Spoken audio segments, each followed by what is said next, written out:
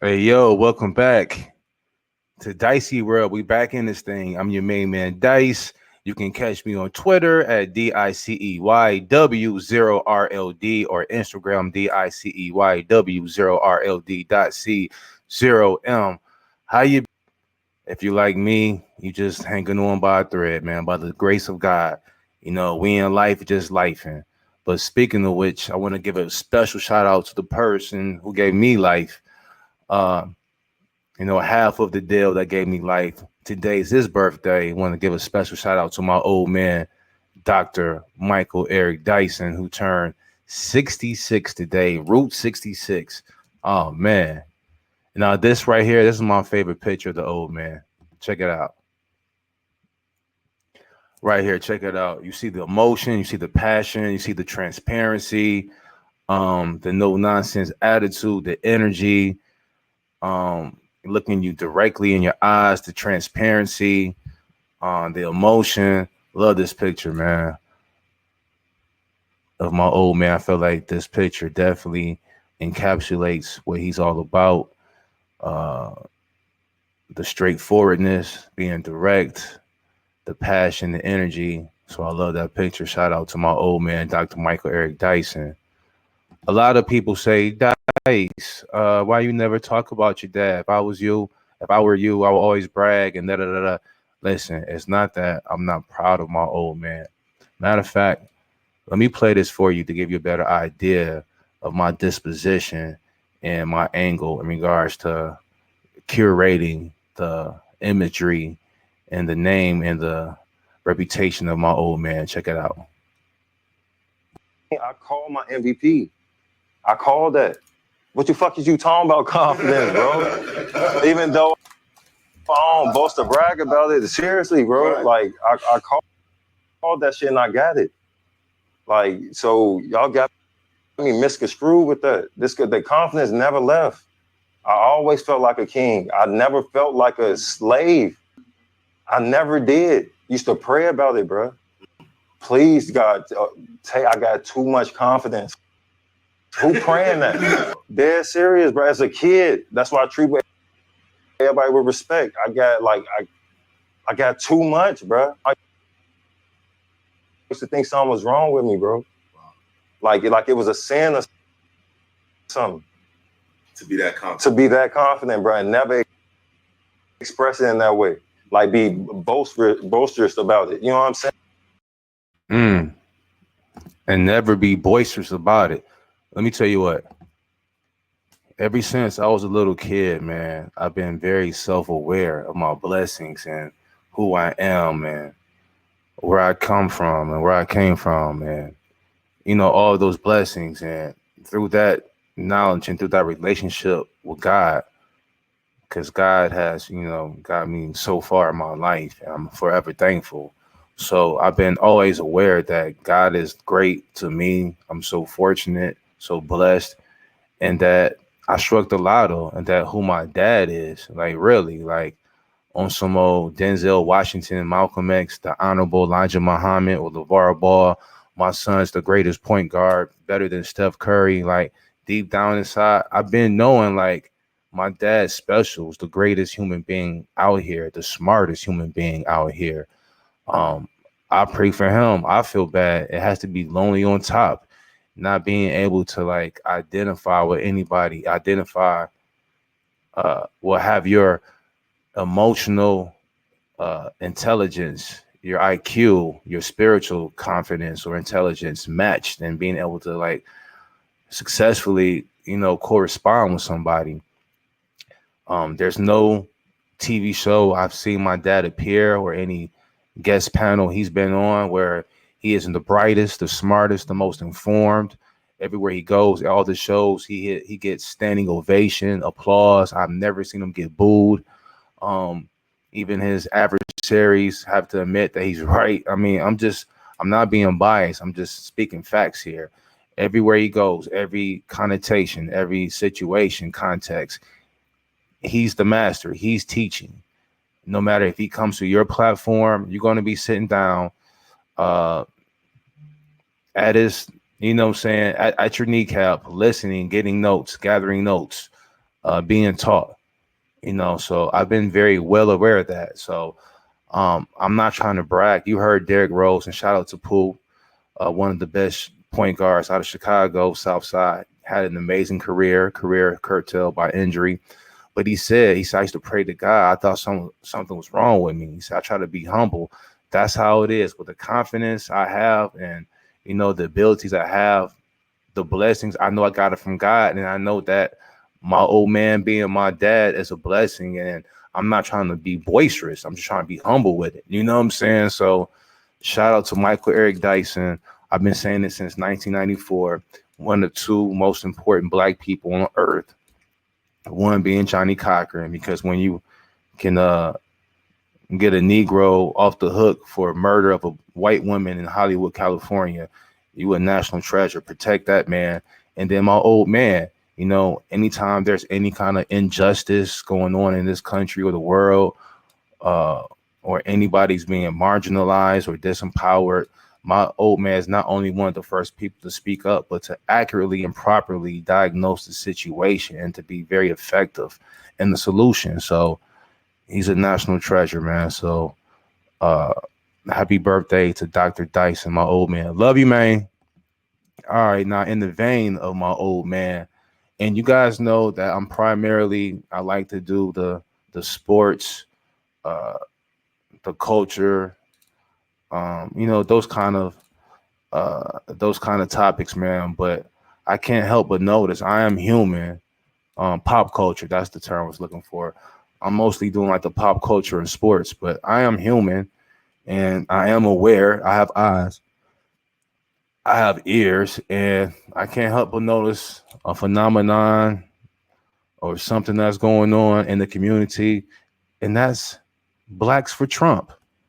Now, I described them having the Stockholm syndrome. Dice, what's the Stockholm syndrome? I'll tell you right now. The Stockholm syndrome. The Stockholm syndrome is a psychological phenomenon where captives develop positive feelings towards their captors. It's primarily associated with hostage situations and kidnappings, though it can occur in various abusive contexts. Abusive contexts. Now, I don't know about y'all, but what we going through right now in America is an abusive context. And I feel like all these black celebrities just clinging on Trump, just being anti for the sake of being anti, and just clinging on to their captors, to masters, man. Don't you understand that Donald Trump right now represents the colonizer and you guys are just on him? And for what? Now, I got to blame and credit, Kanye in 2016. If you rewind back to 2016, he was the only black person, of mention to wear the red MAGA hat. You ain't seen now one Negro wear a red hat or openly, publicly uh claim their support for Donald Trump until Kanye. Now it wasn't overnight. You heard whispers in the dark, people kind of clowning Kanye, da da da da da. But now you see in 2024, that's like the thing to do.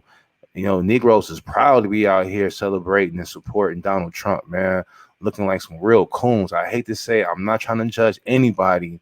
I don't judge anybody for who you vote for, but just the optics out here, it looks like a real minstrel show, man. Like, I see Sambo out here, man. I see a lot of shucking and jiving going on. And for what, though? Like, what is this man doing? Like, don't you understand that this country is first and foremost sexist and racist? And Donald Trump is the poster boy for that, for what he represents. He represents for sexist and racist white men to cling on, to hold on to their country. So I don't get it. I really feel like black people, you guys are really on the wrong side of history right now. But it's not too late. We can still make a change. Go out and vote next week. You feel me? But hey, that's just my 2 cents. Now, Obama. Now, I love Obama. You know what I'm saying? I do. But we can agree to disagree. And just like I see, black folks just out here slurping and just all on Donald Trump, conversely, on the other side, you acting like you have a faction of black people who blindly support Obama and act like he can't do any wrong, like he's being deified. You know what I'm saying? Now, I'm not mad at Obama, and to tell you the truth, to give you credit, and I was telling somebody recently, out of my 25 years of being actively, voting and being kind of woke and aware of what's going on when it comes to these presidential campaigns and these candidates making promises and what they're going to do, what they're not going to do when they get into office. I must admit, the one president who had one plan that he promised to stick out and do and carry out and follow through with, and when he became president, he actually followed through and did it, was Obama. With Obamacare, with the Affordable Act Care, like before he was elected, he promised one thing. When he got into office, he followed through. Now, you can hate all you want, but that's just the first time I can remember where a president promised something and actually delivered. But you got a lot of critics out here, that Obama's not doing enough for black people. And then you got the Obama supporters saying, well, yeah, he's not just a black president.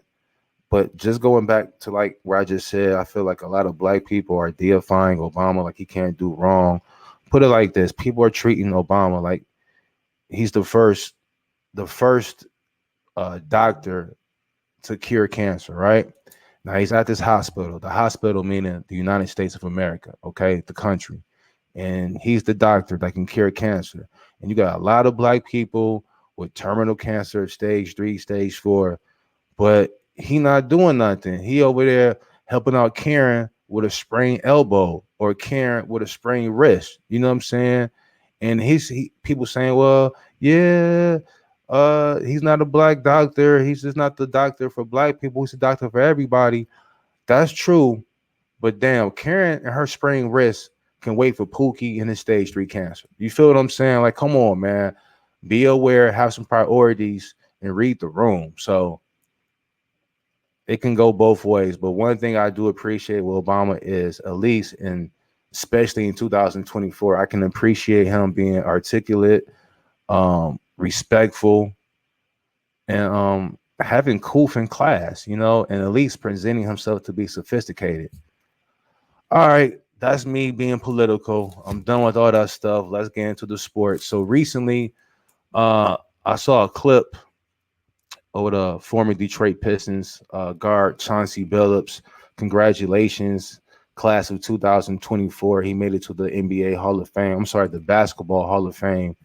And I saw an interesting clip of Chauncey discussing him and going to Michigan possibly starting up a Fab 5 2.0.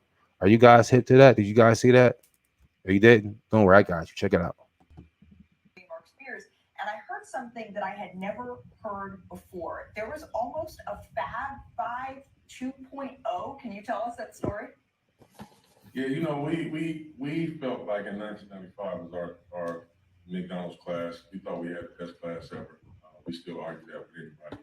But anyway, before everybody made their decisions, you had camps and this and that, and we all had so much affinity for the Fab Five was so huge that we would start talking about, man, we should do our own, and that was KG.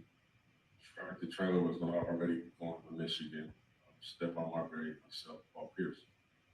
And so we started talking about it for a while, and I didn't get too serious because we was kind of waiting on KG to pass the ACT or the SAT.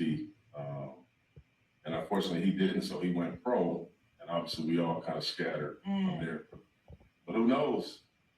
Yeah, I mean that's a heck of what could have been. I could reminisce more. Whew. That would have been a squad. Who did Chauncey say? Chauncey, Paul Pierce, Robert Traylor, Kevin Garnett, and Stephon Marbury. Oh my gosh, that would have been crazy. That would have been lit, man. That would have been lit. And you know what? And that just goes on to my point, and I made this point years ago. I said in the last 40 years, all right, not including Larry Bird and Magic, so post Larry Bird and Magic, 1980, the biggest influences in basketball have been Michael Jordan, the Fab Five, Allen Iverson, and Steph Curry for revolutionizing the game of basketball on the court or off the court. Once again, Michael Jordan, the Fab Five, Allen Iverson, and Steph Curry.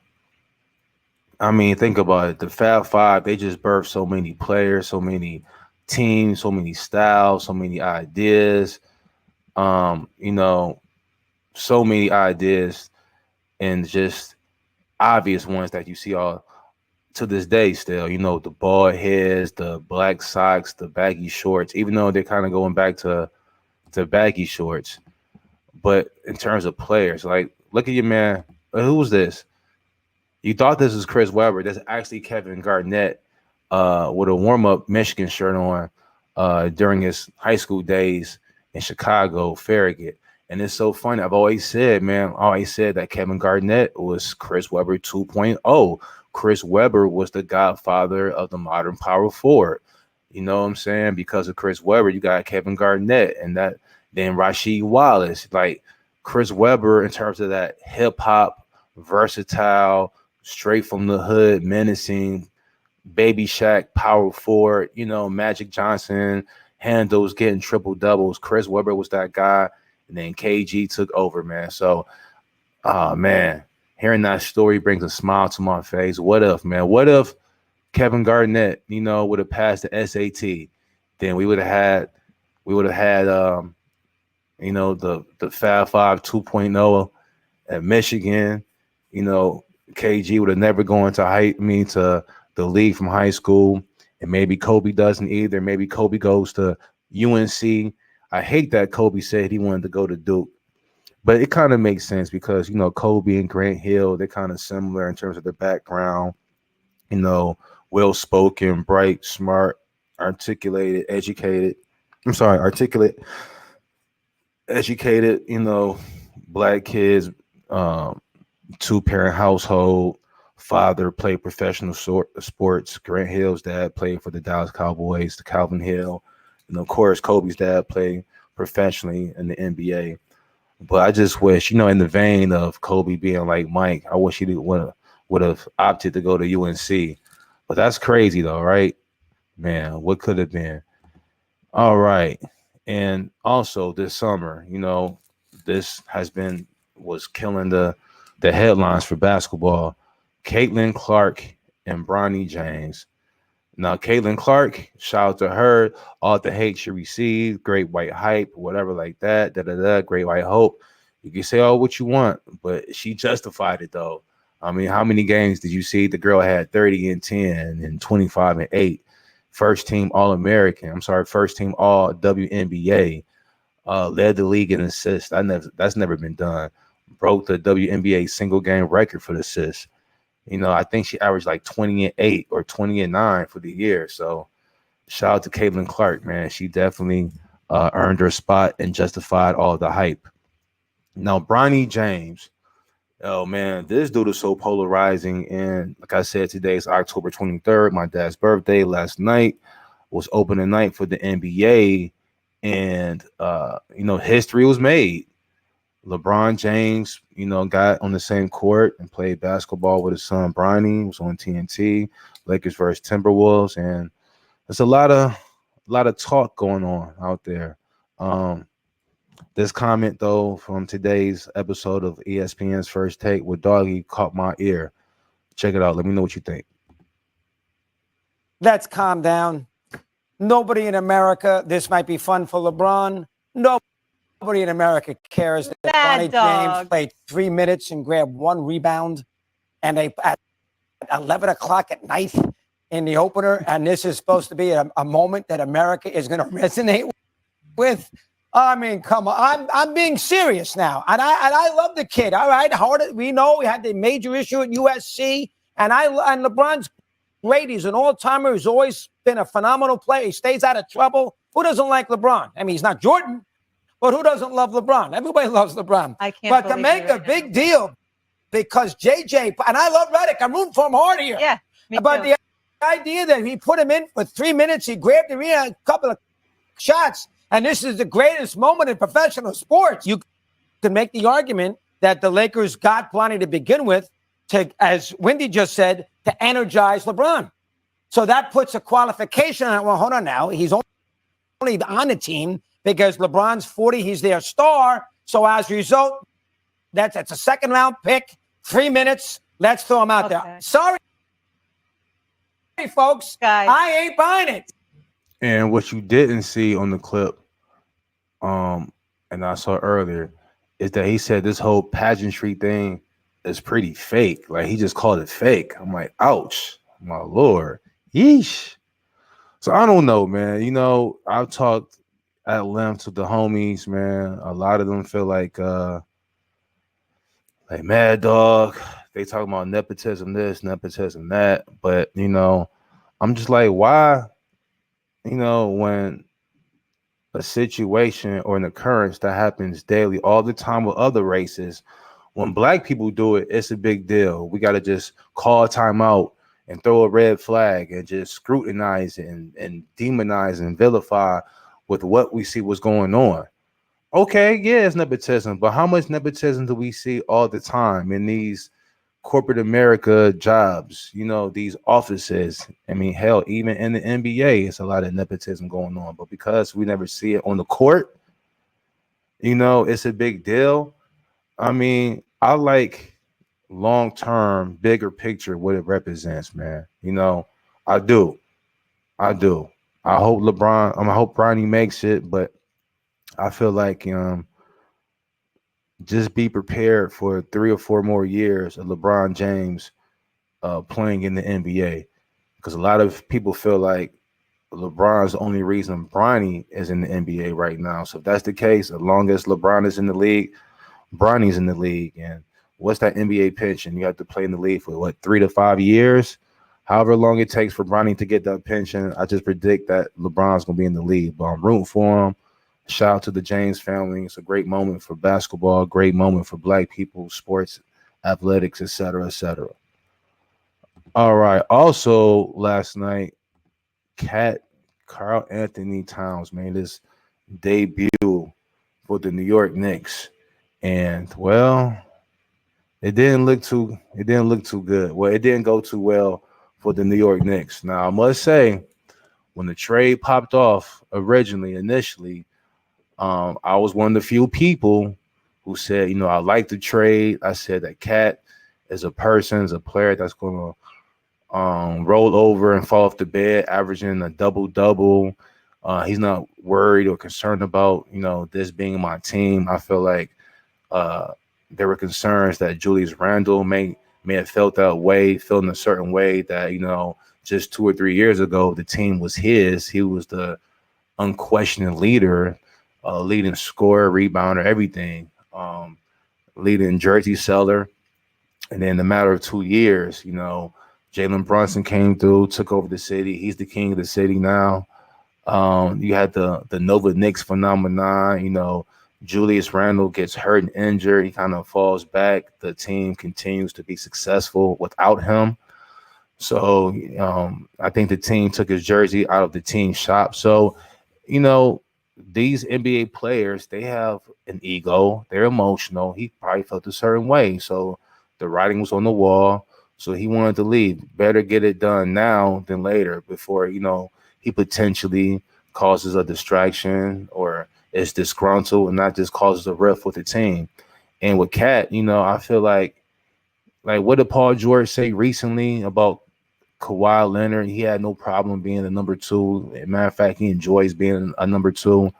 I feel like, I mean, Cat never said that, but I feel like Cat, he's under that same cloth. He's not trying to ruffle any feathers because of his talent. He's going to give you numbers, but he doesn't need to beat on his chest and say it's my team, you know. So I feel like with that attitude, he can buy in with that team first mentality of the New York Knicks.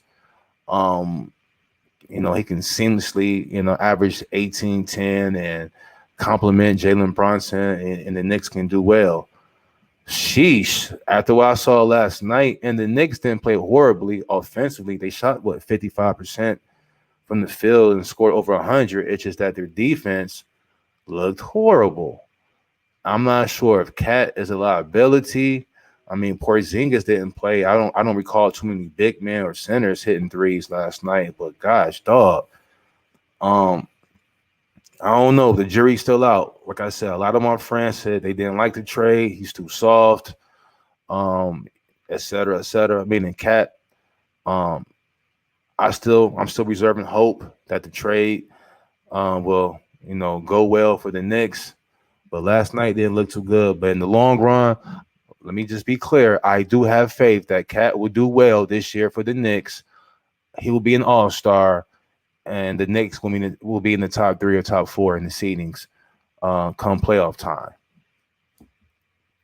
And speaking of come playoff time, let's talk about my NBA awards and playoff predictions. Let's see here. So, all right, let's just do this first. For my finals, shocker, I have the Boston Celtics versus the Denver Nuggets. I feel like, Denver losing last year to Minnesota the way they did was an aberration. It's not a trend. I think they'll be back hungry this year. Boston, well, you saw them last night, 29 threes in 3 quarters with 3.5 quarters. Jason Tatum's looking focused. Jaylen Brown's looking focused. They look like a team on a mission. Boston versus Denver. The MVP, I have Giannis.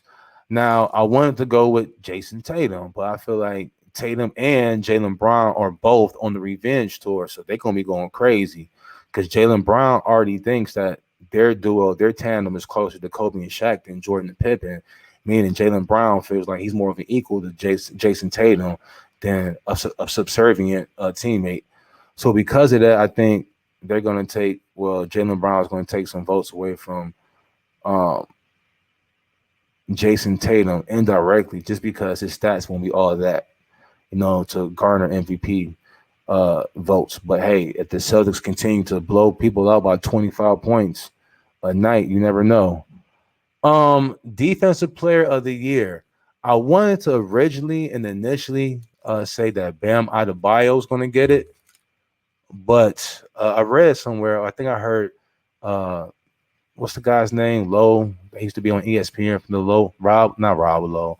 Anyway, something Lowe. He said that Anthony Davis is the only player, and maybe it was somebody else, maybe it was Perk, but they said Anthony Davis is the only great player of all time to never win an award, no MVP or defensive player of the year.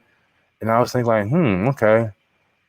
Who are the people you can compare Anthony Davis to? I mean, he's a power forward center, right? College champion, NBA champion, perennial all NBA player. I said Karl Malone got an MVP. Charles Barkley has an MVP. Tim Duncan has an MVP. A lot of cats have defensive player of the year. I said Tim Duncan, right? So because of that, I'm going to say that Anthony Davis is going to win defensive player of the year this year, 6th man of the year. Believe it or not, I have the lunatic, Russell Westbrook. For those of you who don't know, which is all of you probably, years ago, my nickname for Russell Westbrook was the lunatic. So I think he found a home in Denver. He has a clear-cut role, a position. I don't think Michael Malone is telling one thing and promising one thing, and when stuff hits the fan, he's not following up with his promises. I think they're very transparent and honest. In Denver, his role is defined. You always want to go where you want it, where you loved, and I feel like that. The best player in the league, or one of the top 5 best players in the league, Jokic, publicly expressed interest in Russell Westbrook that had to make him feel a certain way. So on the mission, he's going to just master his position this year, which is coming off the bench. Rookie of the year, I have your boy Zach Edey. I think he's going to be a younger Steven Adams for the Memphis Grizzlies. He's going to give you, if he averages at least 25 to 30 minutes a game, I can see him averaging 13 points and 10 rebounds. for a playoff caliber team. And then coach of the year, give me JB Bickerstaff from my Detroit Pistons, man. I like this move by the Pistons, man. Our last two coaches, I don't know. You had to throw the bag at Monty. He refuses many times. I mean, I'm not mad at him. You throw a brother 78 million. Of course, he's gonna acquiesce and give up. But he didn't want to be there. He was mentally checked out. And then who was the other guy? Dwayne Casey. Get him out of here, man. Something about him I wasn't feeling. I mean, I don't know. I mean, shout out to him. I'm not trying to hate on him, but I just don't think the fit was good in Detroit. JB Bickerstaff, he got the eye of the tiger. He is so intense and focused. You ever look at his face? He be like this all the time, just focused and intense. So I think we need that. And I like the team that we're putting together in Detroit, man. I think they're quietly under the radar. So let me get to the playoffs. And for my playoffs prediction, I have the East, the Celtics, the Knicks, the Heat, the Cavaliers, the Pacers, Chicago Bulls. Shout out to Lonzo Ball, Levine, Vucevic. I think they're Kobe. They're quietly under the radar. I think they're gonna make the playoffs. The Sixers barely. Yes, I said barely. I found out today that they're gonna put Embiid on some kind of like restriction, load management plan, like below 65 games, and Paul George is, starting the season on the shelf. So not a good look or a good sign if you're a Sixers fan. So I guess who do I have on here that didn't make it? Who made it last year? That's not on here this year. Orlando Magic. I think they're taking a step back for some reason this year. I like the team. I like the young talent, but I like the Pistons talent a lot more in the Bulls too. So this is my 8 for the playoffs in the East. And then the West, who do we have here? We have the Denver Nuggets, Dallas Mavericks, Minnesota Timberwolves, Phoenix Suns, OKC Thunder, Memphis Grizzlies back up in here. The Pelicans and Sacramento Kings.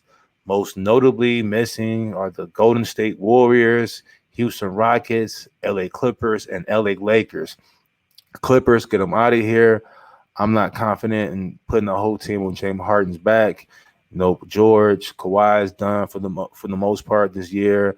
Lakers, I'm not convinced. I mean, they just a top-heavy team, a top 2 team in terms of like they rely on their top 2 players, but I'm not convinced that the rest of that roster can take them to the playoffs.